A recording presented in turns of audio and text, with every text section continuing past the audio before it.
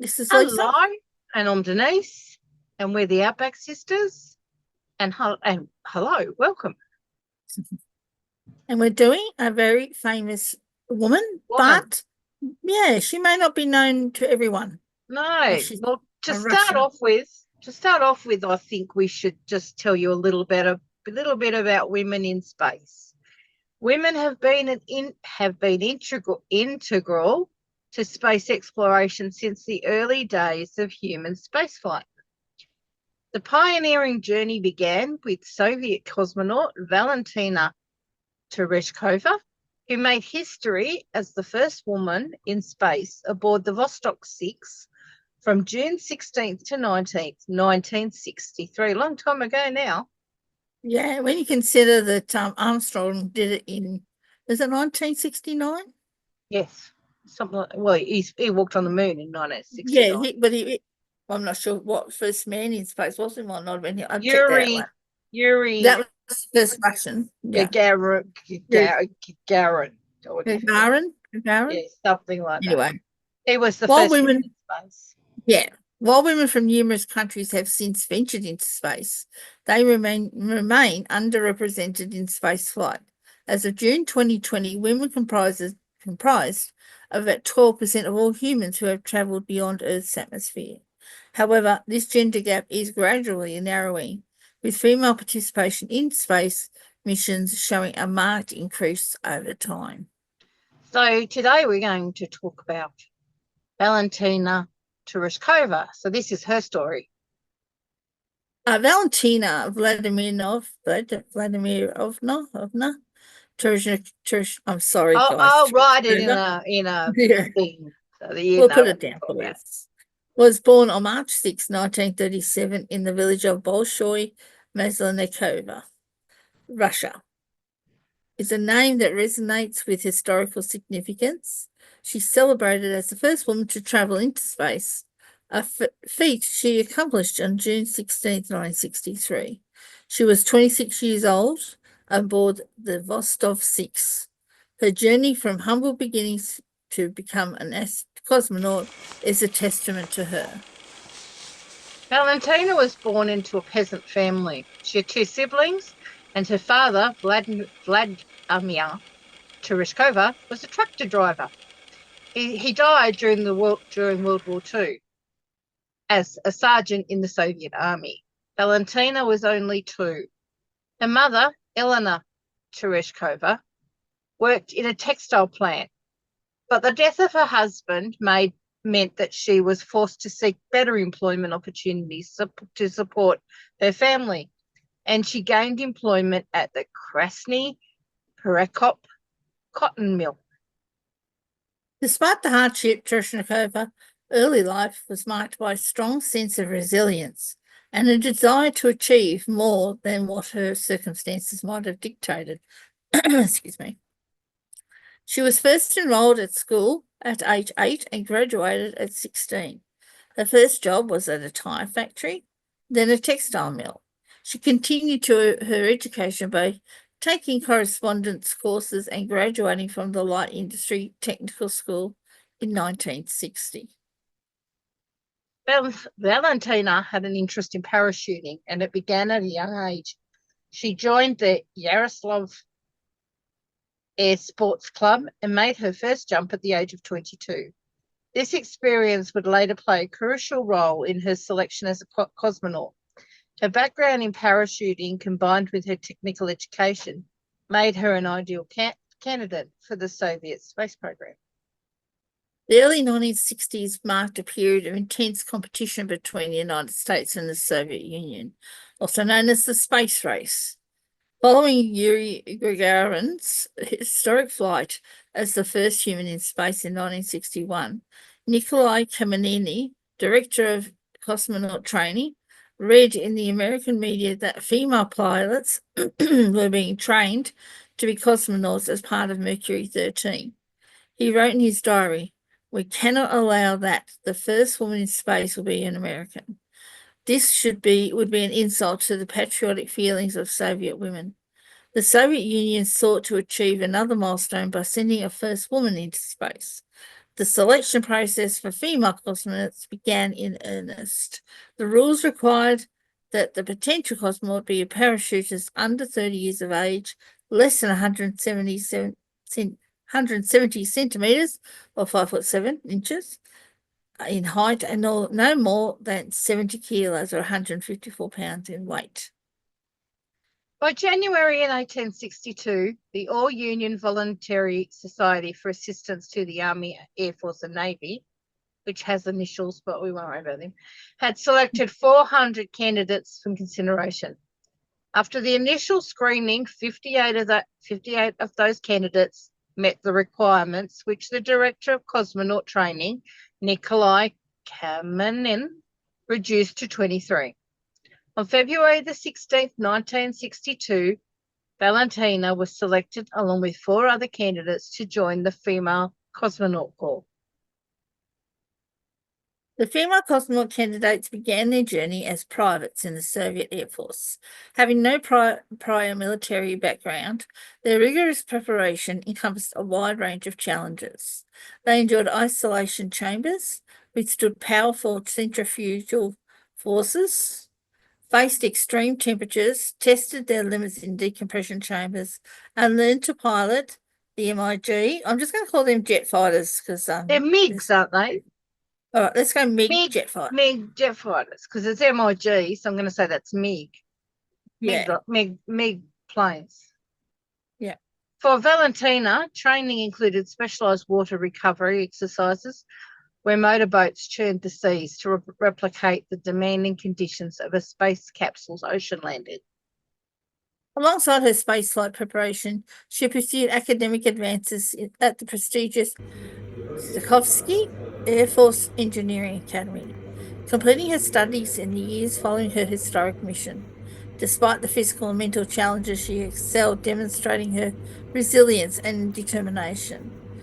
Her selection was an amazing personal achievement.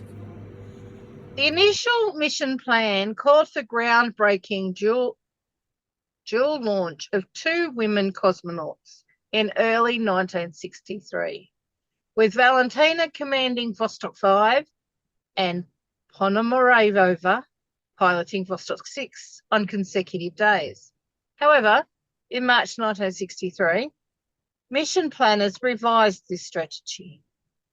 The new configuration paired male cosmonaut Valery Bykovsky in Vostok 5 with a female cosmonaut in Vostok 6, scheduled for June 1963. At a crucial State Space Commission meeting on May the 21st, Valentina was selected to pilot Vostok 6. Nikolai Kamenin, the Soviet space program lead trainer, dubbed her Gagarin in a skirt, drawing a parallel between her and Yuri Gagarin, the first human in space. On June 16, 1963, the final moments before Tereshkova's historic flight unfolded with meticulous preparation. She and her backup, Solovyadova, that person, arrived at the launch pad. I'm not going to go over it. Launch pad in spacesuit. Solovyova. Okay, they got there in their spacesuits, followed the cosmonaut training established by Yuri Gagarin. She urinated on the bus tire, a ritual she was the first woman to perform. After thorough systems checks and a 2-hour countdown, Vostok 6 launched perfectly, carrying Tereshkova into history books as both the first woman in space and at 26, the youngest. She remains the only woman to have made a solo space flight. Her call sign was Shaka, which in Russian is seagull. This name was later memorialized by naming an asteroid 1671 Shaka. After the launch, she radioed her first impressions from orbit. It is I, Seagull. Everything is fine. I see the horizon. It's a sky blue with a dark strip. How beautiful the earth is. Everything is going well. During her mission, Valentina orbited the Earth 48 times, spending nearly 3 days in space. She conducted various experiments and took many photos of the Earth's horizon, which were later used to identify aerosol layers within the atmosphere. Valentina's flight was not without its challenges. She experienced physical discomfort and nausea, and there was technical issues with the spacecraft. Despite these difficulties, she remained composed and completed her mission successfully. Her achievement was celebrated worldwide, and she became an instant hero in the US, in Soviet Union and beyond. Not in the US.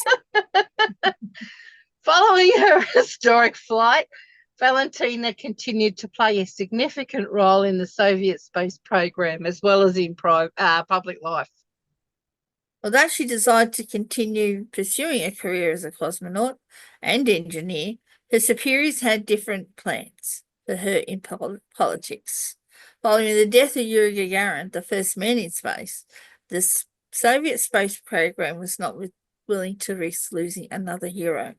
Again, against her wishes, she was appointed as the leader of the Committee for Soviet Women in 1968. She became well known as a representative of the Soviet Union abroad. She became a member of the World Peace Council in 1966, and she led the Soviet delegation to the World Conference on Women in Copenhagen, and was interested in socialist internationalism and women's roles in guaranteeing world peace. She graduated with honours from the Zhukovsky Air Force Engineering Academy in October 1969 and earned a doctorate in engineering. The team of women cosmonauts was disbanded, and a woman would not go to space again until Svetlana Savitskaya in 1982, after a gap of 19 years. By 1976, Tereshkova had risen to the rank of colonel in the Soviet Air Forces. It was April 1977 when she earned her doctorate in aeronautical engineering and underwent medical examinations to qualify for spaceflight. When the selection of a new class of women cosmonauts was announced in 1978, although she never went to space again, she remained an instructor at the Yuri Gagarin Cosmonaut Training Center. On April the 28th, 1997, she retired from the Russian Air Force because she had reached the age of compulsory retirement, which was 60 years. Tereshkova also became an influential political figure, and she was a prominent member of the Communist Party of the Soviets, holding various political offices, including being a member of the Presidium of the Supreme Soviet from 1974 to 1989, and later the State Duma. Following the collapse of the Soviet Union, Tereshkova remained politically active, but lost elections in the National State Duma, or lower house, in 1995. In that same year, she was promoted to the honorary rank of Major General. Did you strike that when she lost the election, has she actually got a promotion? I'm wondering if there was a deal being sought there. Who knows? It was Russia. Yeah, I mean, they're allowed to do whatever. You know what happens in the Western world, so Yeah, that's who right. knows? Yep. I don't know. No.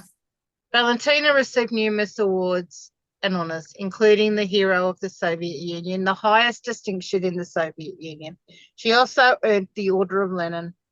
In addition to these honours, she has been celebrated in many other ways, including having streets, schools, and institutions named after her. Her legacy is also preserved in museums and exhibitions dedicated to space exploration. I was just telling Lisa that in the Ukraine there was several streets named after her, but since the outbreak of war in that area, they've been renamed. Just thought that was interesting.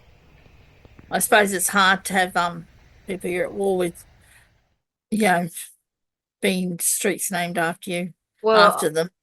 the only problem I have with the whole thing is you think if you're at war, the last thing you're worried about is what the name of the street is that you're There are in. more important things to be concerned I mean, over. it's like all over the world, isn't it? You look at things going on, Yeah. and then somebody decides they want to change the name of a mountain or something. Who Well, cares? we have that issue here, That's right. That's right. With renaming every things, with everything that's going on, who cares if you call it Fraser Island or whatever that it's called. place? Who can't remember what they call it now? Well, even when you got down to Uluru, Ayers Rock, as we It's used to, rock. Yeah. yeah. But anyway, it's a Who different cares? storyline. Yes, Yeah. exactly. Valentina Tereshkov's journey into space was a groundbreaking achievement that paved the way for future generations of women in space exploration and science technology. Exploration. Engineering. Exploration? I'll get the word eventually. They Big went to words in the space. morning.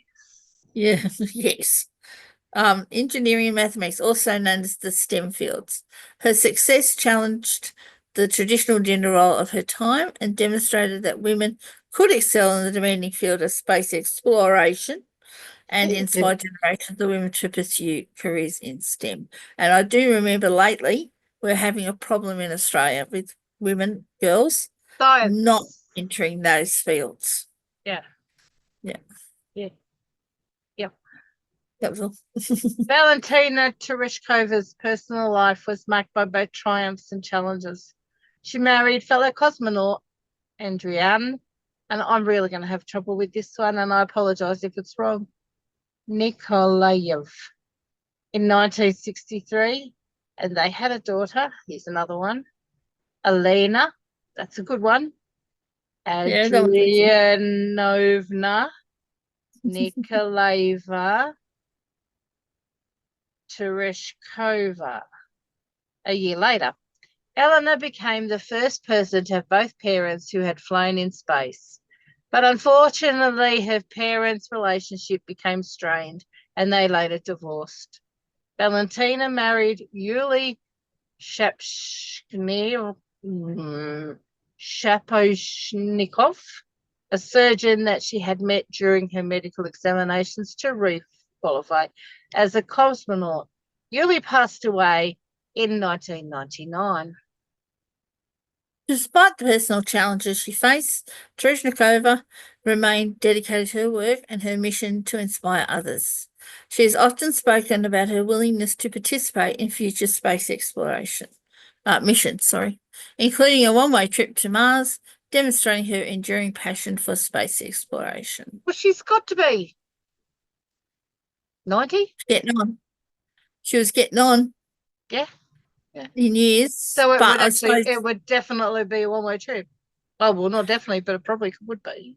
it would probably kill her.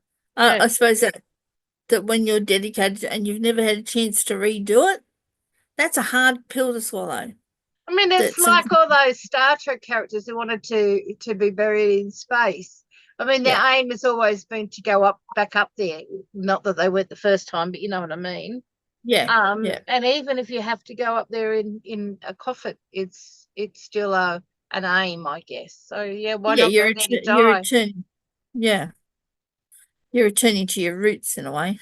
Yeah, yeah. Yeah. Is it me or you? Oh, She I has don't know. remained an active Yeah. She has remained an active advocate for space exploration and women's participation in the STEM fields. Her speeches and public appearances continue to inspire young people, particularly women, to pursue their dreams and break barriers in their chosen fields. Tereshkova's story is a powerful reminder of the importance of perseverance, courage, and pursuit of knowledge. Her achievements have left an indelible mark on the history of space exploration, and open doors, for countless women to follow in her footsteps. So, just to wrap things up, to the best of my knowledge, Valentina is still alive and living in Russia, as I haven't been able to find anything to suggest any different. Her amazing journey from a small village in Russia to the vast expanse of space is a remarkable story of determination, courage, and the pioneering spirit. As the first woman to travel into space, she broke barriers and set new standards for what women could achieve in the field of space exploration. Her legacy continues to inspire and motivate future generations to reach for the stars and pursue their passions, regardless of the challenges they may face. Tereshkova's contributions to space exploration, her role as a trailblazer for women in STEM, and her enduring influence on future generations make her a true icon of the 20th century.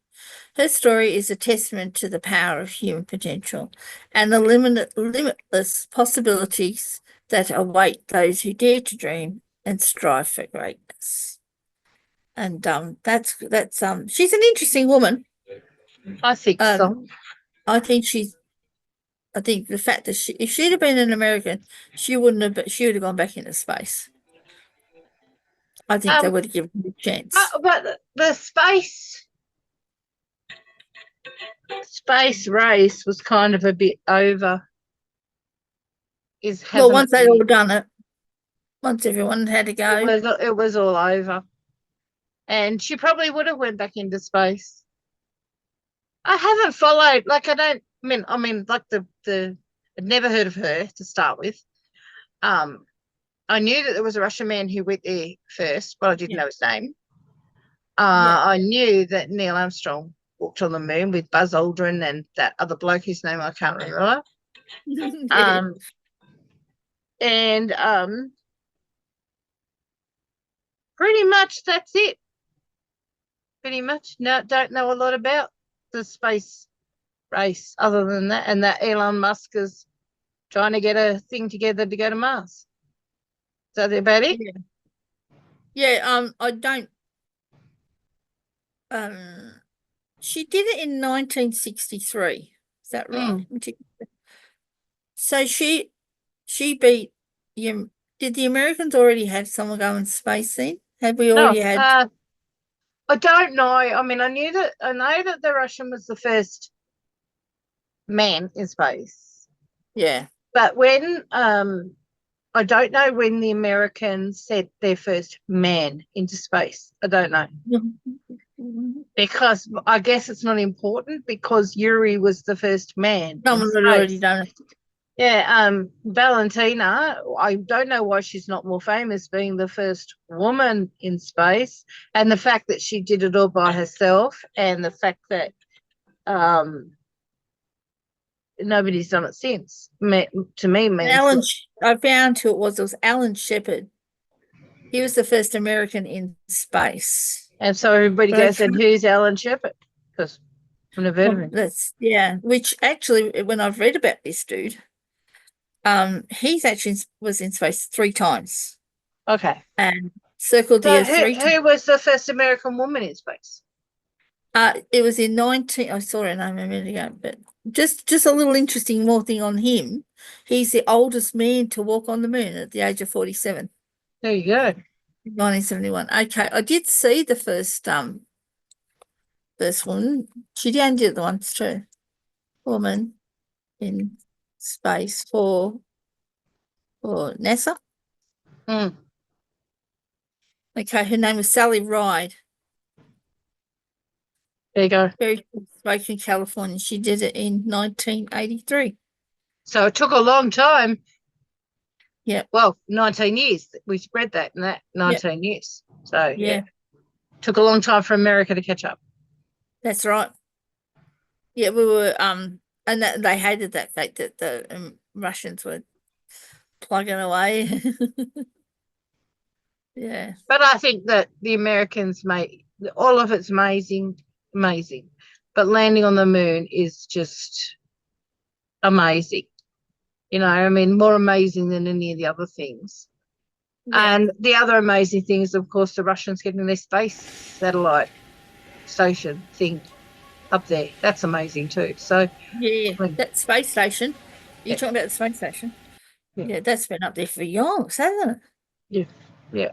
So Even there are the amazing things that humans can do when they set their mind to it.